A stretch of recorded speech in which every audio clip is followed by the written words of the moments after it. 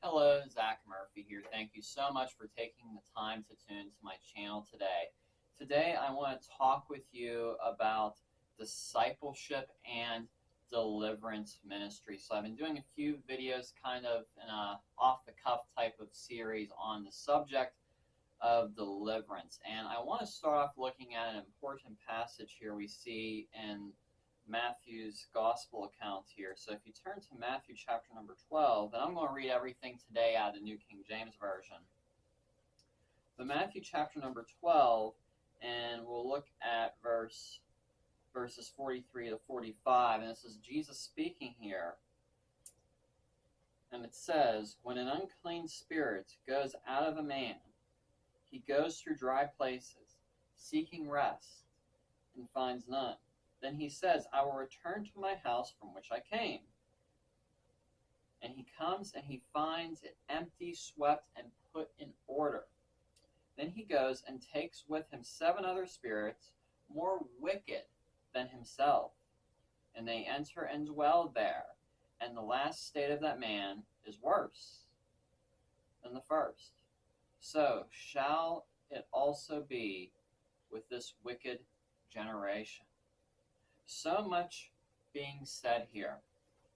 Now, I wanted to point something out here that I've said here in this series I've done. When it comes to deliverance ministry, you have to look at, with somebody dealing with a demon or, an evil spirit. There's the words possession and oppression or influence. Please note that it is not possible for a Christian, a sincere born-again believer, to be possessed by a demon, because Scripture tells us clearly that genuine Christians are possessed by the Holy Spirit. We are indwelt by the Holy Spirit. So the Holy Spirit dwells inside of us. Our body is a tabernacle of the Holy Spirit. So note that it is not possible for a believer to be possessed by a demon. It's not feasible for that. However, it is possible for a believer to be influenced or oppressed by a demon, meaning that a spirit is working against them, causing, a certain thing or whatever it is. And then, it's obvious that, it would be possible for an unbeliever to possibly be possessed by a demon. And I use the words possibly in there when it comes to it, because so often in Christianity, especially when you get into deliverance ministry and talking about those things, people like to try to blame everything on a demon. They like to blame a demon, for sickness every single time. Sickness is not always caused by a demon. It can be, it's not always, and we have to be very careful with blanket statements. So, always be guided by the Word of God. These are just some of the extremes I've heard of, and my studies and certain things I have seen with deliverance ministry. Just because somebody has anxiety or depression, it doesn't always mean that there is a demon associated with it. So we have to be very careful to not just use blanket statements when we're talking about deliverance ministry, because deliverance ministry is real. It is really, people say that, deliverance ministry faded away with the last apostle or the early church or whatever. I've seen people delivered in, the ministries I've walked in. I've experienced it myself. So it is real, and the Scriptures say it's real, and there is nothing in the Scriptures to indicate that at any point in human history from the ascension of Jesus Christ, that deliverance ministry or any of the miraculous gifts of the Holy Spirit would ever cease in operation. So very important to note that it's just as real today. However, there's a problem because there are certain extremes that exist, and many people, hyper-focus on deliverance, or they hyper-focus on healing and neglect the rest of the whole counsel of the Word of God. So that's what I hope to do with some of these videos I have put together here, is to wrap everything up with the Word of God and let that guide us. So as I said earlier, just note, don't always try to say, oh, a demon's causing this, oh, a demon's causing that, or evil spirit's causing that. you don't want to get into those types of blanket statements and blame everything on a demon, because also sometimes you have to realize, and more often than we like to admit, that it is often our flesh that will cause us to have certain habits or certain desires, or to feel or think a certain way. And the flesh wars contrary against the spirit man in Christ Jesus for a believer. So often a lot of our problems are more often from just the flesh, or we have to be mindful of those things, because it's so important that we rightly divide the word of truth, and that we're not going off of just rabbit trailing into focusing on, I need deliverance to be able to walk in victory over this. Now I just want to tell you, if you're a believer in Christ Jesus, you are free. You simply just need to walk out in that freedom and declare that that freedom is already yours. As believers, we are free in Christ Jesus. So when it comes to deliverance ministry here, it talks about, an unclean spirit leaves a person, they get delivered, and, the unclean spirit comes back and the house is completely swept clean.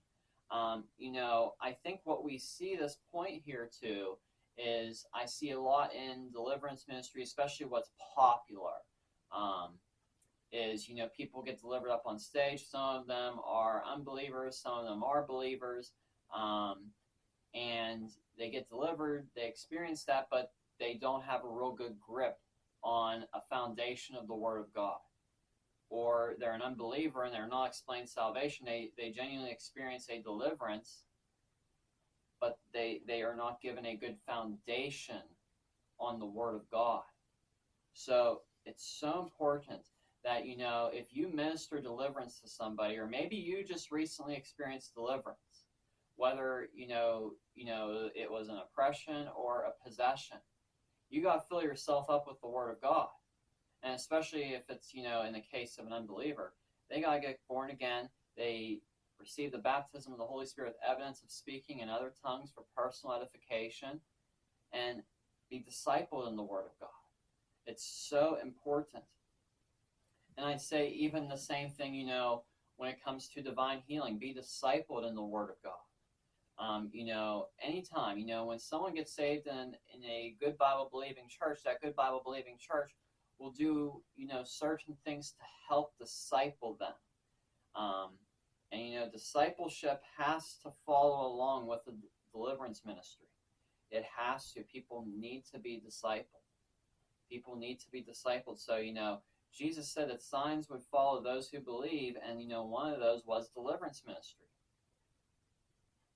So, as believers, we have the authority in the name of Jesus to cast evil spirits aside, whether they're possessing or oppressing or influencing somebody. We have the right to exercise the name of Jesus Christ.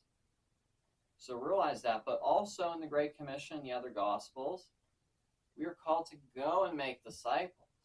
So we are not just commissioned to go out and do signs and wonders. We're also commissioned to go out and make disciples. And that's not just those in the fivefold ministry, not just those behind the pulpit or teaching a Sunday school class or leading a Bible study. That is all believers. We are to go out and we are to make disciples. We need to be growing up spiritually. And the more you grow up spiritually, the more you are able to disciple others. So we have to be people that are discipled and people that can disciple others. And when you grow in spiritual maturity, and when God opens those doors for you to minister, maybe deliverance to somebody, you can minister that deliverance to them, and then you can follow through with some discipleship for them as well. It's so important. So important to lead people into living a life full of the Spirit, especially after they experience deliverance. And even if they are a Christian, because so much by man's tradition has been kind of swept under the rug in regards to a Spirit-filled life, especially in regards to the working of the Holy Spirit today, in regards of the miraculous gifts and all those things. The enemy would love for people to think that those things are passed away, but those things are for today. And people can experience much victorious Christian living by simply receiving that baptism of the Holy Spirit with evidence and speaking in tongues for personal edification. So very important here. So true deliverance has to be followed by discipleship, whether it's for a believer or an unbeliever. And if it's an unbeliever, they need to be converted. They need to be born again. So very important here, and I believe that these verses we looked at here in Matthew chapter 12 point to discipleship. They point to discipleship. They point to the infilling and dwelling of the Holy Spirit. Because today we have so much in the name of deliverance ministry where people, whether they're saved or not, they get delivered, but there's not so much a rest of the explanation for them of the whole gospel. It's just only a sliver of it. Because the gospel does include deliverance, it includes healing, it includes salvation from sins, it includes all those things.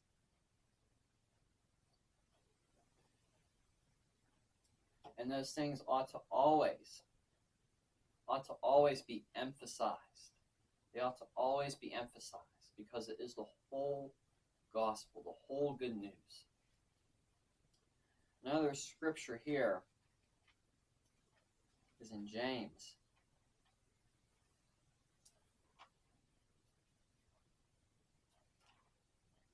It's in James here, chapter number 4. This is a very famous scripture here. It's quoted. It says, "Therefore submit to God, resist the devil, and he will flee from you." So many people say, well, resist the devil and he will flee from you, but you also have to submit to God. You have to submit to God and resist the devil. So, when someone experiences deliverance, they get delivered from whatever it is. Again, whether an unbeliever or not, they have to be a person that submits to God. That's why it's so important for us to evangelize the lost. So important for us to evangelize the lost. People need to submit to God. Then they can resist the devil. Because when you submit to God, you're able to properly resist the devil. Because you are submitted unto God. And then you can resist the devil and he will flee from you. Verse 8 goes on to say, "Draw near to God, he will draw near to you. Cleanse your hands, you sinners, and purify your hearts, you double-minded." We have to be people that draw near to God. So submitting to God, resisting the devil, that means you draw near to God, you cling to him. We need to be a people that cling to the Lord, cling to his salvation, and resist the devil, resist his tactics. If you want to walk out in freedom, resist the tactics of the enemy. And another scripture here in Colossians chapter 1, verse 13. I just love the book of Colossians. It says, "He has delivered us from the power of darkness and conveyed us into the kingdom of his Son, of his love." We have been delivered from the kingdom and the power of darkness as believers in Christ Jesus. So if you're a believer in Christ Jesus, you have already been delivered from the power of darkness, from the power of the enemy.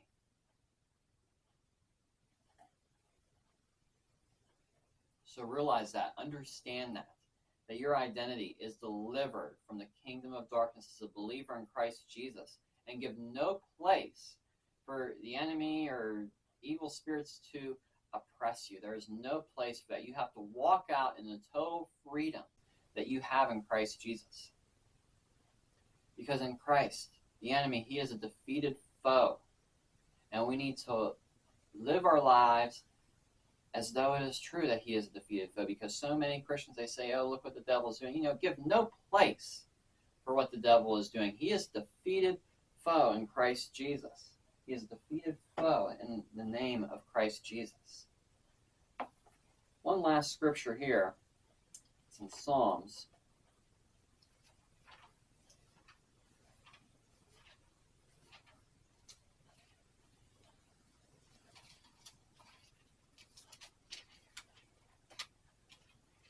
Psalms 107, verse 20.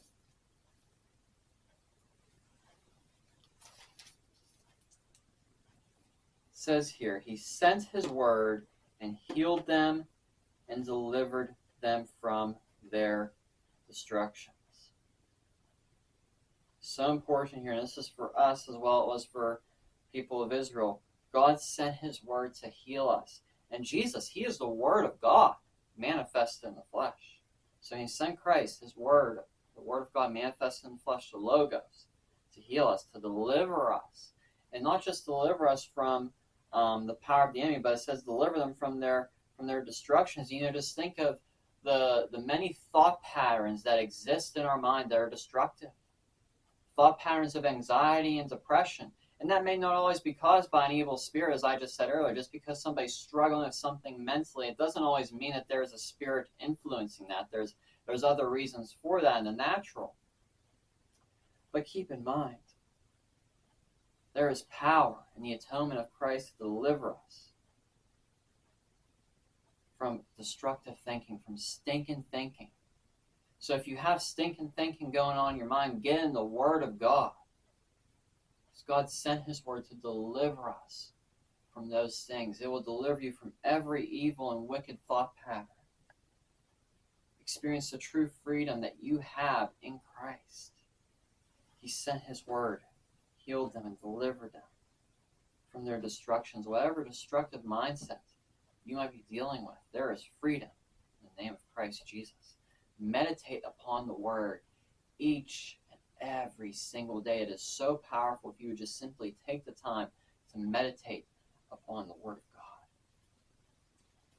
And thank God for different medicines for people with sickness, and thank God for the different things they can do for people that struggle with anxiety and depression.